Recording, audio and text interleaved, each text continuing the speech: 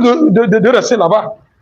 Donc c'est ça l'islam. L'islam a amené seulement pour mettre tout en ordre et laisser chacun vivre paisiblement. Parce que la terre n'appartient à personne, la terre appartient à Allah subhanahu wa ta'ala. Aujourd'hui, s'il plaît Allah subhanahu wa ta'ala, je vais toucher un point. C'est la conscience, al-aql, l'esprit de discernement. Quand vous posez la question, quelle est la différence entre l'animal et l'être humain? C'est la conscience. Qu'est-ce qui te fait un animal sensé? C'est cette raison-là que tu as que l'animal n'a pas. C'est pourquoi dans nos langues respectives, vous remarquez souvent quand quelqu'un fait quelque chose qui n'est pas sensé. Oh, lui là, voilà, c'est pas un être humain. Oui, lui là, c'est un animal. Chez nos frères Gourma et Moba, il va te regarder comme ça, il remet la tête et dit, oh, nous on est habillés femme.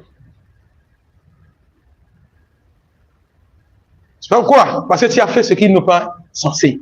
Dans le Saint-Coran, quand Allah subhanahu wa ta'ala parle des gens qui font des choses insensées, pour terminer, Allah subhanahu wa ta'ala dit, vous ne réfléchissez pas.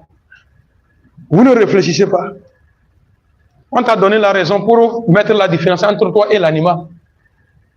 Mais il y a des humains que des animaux même valent une fois mieux qu'eux.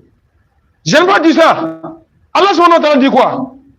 وَلَقَدْ زَرَعْنَا لِجَهَنَّمَ كَثِيرٌ مِنَ النَّاسِ وَالْجِنِّ أو كثير من الجن والناس. Pourquoi Allah subhanahu wa ta'ala dit ça? Il dit que lahum qulub la yafqahuna biha.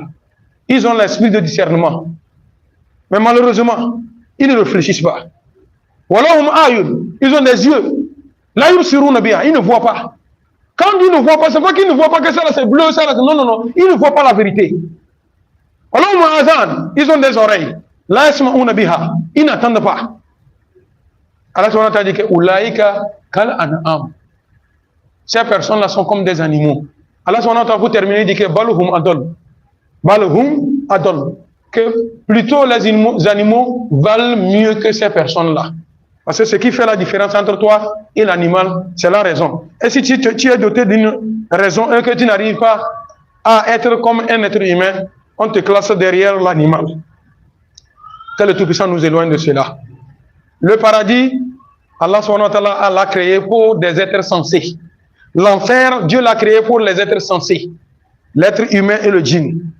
Le mouton n'ira pas au paradis. Tout ce que nous avons comme espèce d'animal sur la terre n'a pas besoin du paradis.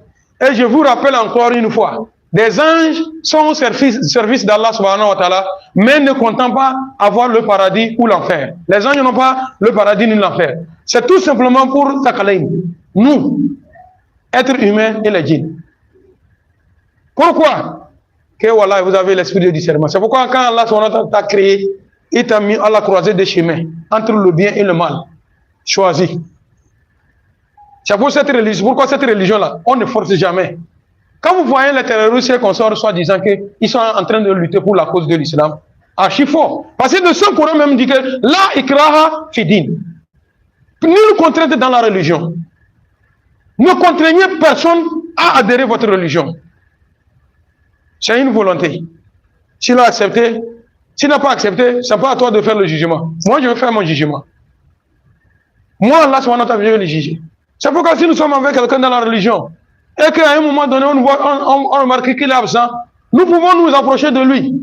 Cherchez-le. S'il a refusé que non, laissez-moi, on ne peut pas dire qu'on va lui forcer sur quelque chose. On lui laisse. C'est un choix. Idéal musulman, sur la raison, l'esprit de discernement, la conscience, Allah subhanahu wa ta'ala a été dur. C'est pourquoi quand vous prenez le Saint-Coran, vous allez voir beaucoup de versets. Beaucoup de versets. Allah subhanahu wa ta'ala parle de la raison, l'esprit de discernement. Pour cette raison, il nous a mis en garde. Le prophète Mohammed sallallahu alayhi wa sallam de son vivant nous a mis en garde de ne pas faire quelque chose qui peut toucher notre conscience, notre raison. Aujourd'hui, il faut voir ce que les jeunes prennent. La cigarette. La drogue.